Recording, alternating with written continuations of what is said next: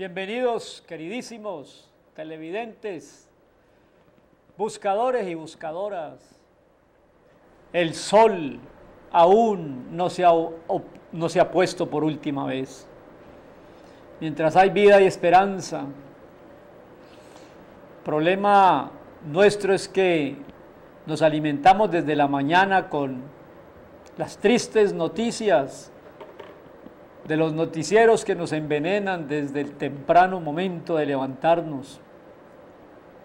Hubo un congreso en España de comunicadores y una de las conclusiones, pues tengo que decirlo con tristeza, una de las conclusiones fue esta: buenas noticias no son noticia. Bueno, a eso ha llegado nuestra sociedad, ¿no? Que todo lo que se difunde son malas noticias. Los accidentes, si hay solo latas retorcidas, no califica para abrir un noticiero. Pero si en el accidente hay varios muertos, entonces sí, abrimos el noticiero con esa primicia informativa. La Biblia son buenas noticias. Por ejemplo, Dios existe, qué buena noticia. Por ejemplo, esta noticia: Dios está al frente. El hombre rebelde cree que maneja las circunstancias. Dios le ha dado la venia de que Él decida, pero al final Dios impondrá su bondad, su salvación. Una buena noticia: hay salvación en Jesús. Una buena noticia: Jesús pagó la deuda del pecado de la humanidad, murió por ti y por mí. Buena noticia. La mejor de las noticias: venció la muerte con su resurrección. Una extraordinaria noticia: Jesús es Dios en forma humanada. Muchas noticias.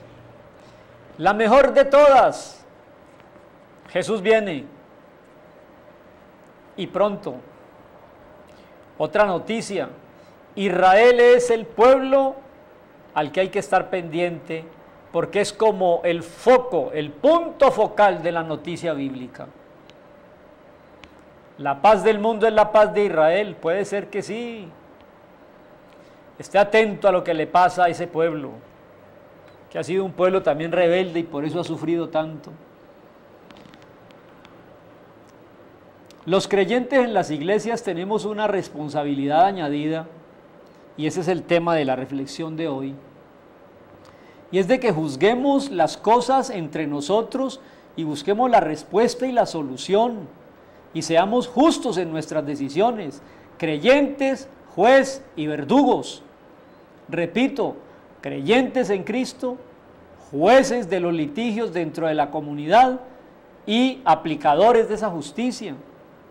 Qué vergüenza, lo digo como Pablo lo dice, para vergüenza mía, que hay escándalos en las iglesias, que tienen que ir a los tribunales de los no creyentes para ser solucionados. No somos capaces en la iglesia de solucionar algunos conflictos entre hermanos. Hay demandas por locales de iglesias, hay iglesias que se dividen, no solamente por la parte doctrinal, que en cierto sentido puede ser razonable, sino por propiedades, por negocios. Qué tristeza. Y eso es de lo que se trata en 1 Corintios capítulo 6 del 1 al 11. Yo quisiera solo leerlo, porque Pablo allí está haciendo una gran crítica al interior del gobierno de la iglesia, del manejo de la iglesia o de la justicia de la iglesia. Si la iglesia como cuerpo de Cristo está llamada a ser luz y sal y juzgar el mundo venidero, ¿por qué no solucionamos nuestros conflictos? No hay cosa más triste que demandas ante tribunales seculares de líderes de iglesias. Es vergonzoso, pero eso está pasando. ¿Qué hacer? Pablo dice: ¿Osa alguno de vosotros cuando tiene algo contra otro ir a juicio delante de los injustos y no delante de los santos? ¡Qué osadía! ¿O no sabéis que los santos han de juzgar al mundo? Esa es nuestra responsabilidad. Sepamos solucionar nuestros conflictos sin demandas, aún perdiendo. Si alguien viene por mí a quitarme algo y yo quiero evitar el escándalo dentro de la iglesia, le entrego lo algo que quiere y algo más. Dividir iglesias, pelearse por locales, por cosas materiales, por equipos de sonido, hasta por miembros. Sigue diciendo, ¿o no sabéis que hemos de juzgar a los ángeles cuanto más las cosas de esta vida? Si pues tenéis juicio sobre cosas de esta vida, ¿ponéis para juzgar a los que son de menor estima en la iglesia? Para vergüenza, lo digo. Esto es vergonzoso. Aquí había un litigio en una iglesia en Corinto y estaban buscando ir con ese litigio a los tribunales seculares. Pues ¿qué? No hay entre vosotros sabio ni aun uno que pueda juzgar entre los hermanos, sino que el hermano con el hermano pleitea con juicio, y esto ante los incrédulos. ¡Qué vergüenza! Así dice el versículo 4, ¿no? 5, para avergonzaros, lo digo.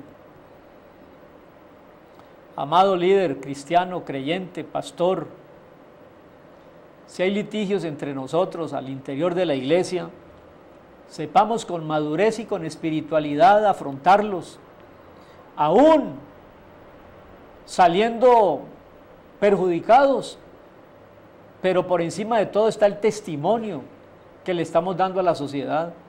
¿Cómo es que se ven pastores envueltos en escándalos financieros? ¿Cómo es que se ven pastores envueltos en escándalos penales? Y eso es noticia muy frecuente ya en nuestros medios. Mire qué dice el verso 7, así que por cierto es ya una falta en vosotros que tengáis pleito entre vosotros mismos.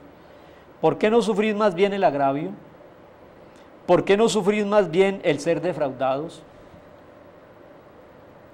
Y ese es un llamado hacia la madurez. Si todo ayuda bien, ¿por qué no sufrimos el agravio?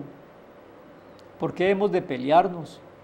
Hay ejemplos muy bellos en la Escritura. Moisés renunció a ser llamado hijo de la hija del faraón y vivir austeramente y sufriendo, identificándose con la humildad del mensaje de Dios en su palabra. Nosotros a veces tenemos que llevar ante los tribunales al pastor para que entregue la iglesia, porque se la queda, se adueña, o abren una obra y luego se vuelven los dueños de esa obra. La obra es del Señor. Ese verso 7 es el hermoso, la pregunta que hace. Ya es una vergüenza que haya pleito entre nosotros. ¿Por qué más bien no sufrimos el agravio? ¿O por qué no sufrimos más bien el ser defraudados en vez de ir y entablar un pleito? Aquí sí que es cierto el famoso dicho que la gente tiene: es mejor un mal arreglo que un buen pleito ante los tribunales. Yo diría lo mismo, es mucho mejor perder para no escandalizar la iglesia que ganar en un pleito con los incrédulos. Pero vosotros cometéis el agravio y defraudáis, y esto a los hermanos. ¿No sabéis que los injustos no heredarán el reino de Dios? No se equivoquen.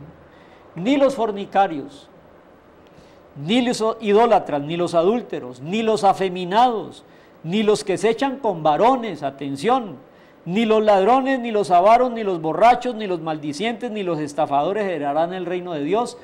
Y eso éramos muchos, mas ya habéis sido lavados, ya habéis sido santificados, ya hemos sido justificados en el nombre del Señor Jesús y por el Espíritu de nuestro Dios. ¿Cuánto escándalo hay dentro de nuestra iglesia de adulterio, afeminado, fornicarios, ladrones, borrachos. Eso éramos muchos, o eran muchos de los que llegaron a la fe del Señor. Hoy en día, dice el verso 11, hemos sido lavados, santificados y justificados por el Espíritu Santo. No debe, dentro de la comunidad de los lavados, santificados y justificados, presentarse problemas de demandas y de reclamaciones. ¿Cómo es posible que haya creyentes en la iglesia con demandas en los tribunales por alimentos? ¿Cómo es posible que eso se dé? ¿Cómo es posible que haya dentro de nuestras iglesias demandas por partición de bienes? ¿Cómo es posible que eso se dé? Hemos sido lavados, santificados y justificados. No entonces debemos estar presenciando a estas alturas de la vida ese tipo de escándalos al interior de las iglesias. Que el Señor tenga misericordia de nosotros y, como dice el versículo 5 de este texto, para avergonzaros lo digo, para vergüenza nuestra lo digo, que muchas veces en el seno de nuestros grupos hay cosas que ni aún entre los gentiles se nombran. Ten misericordia de nosotros, Señor, pero no erremos, que ninguno de esos escándalos le agrada al Señor y hacemos un pingüe beneficio al testimonio de la iglesia como luz y sal. Si vamos a juzgar a los ángeles y al mundo venidero, pongámonos de acuerdo en nuestros litigios internos. Gran regaño y lección en 1 Corintios 6, del 1 al 11.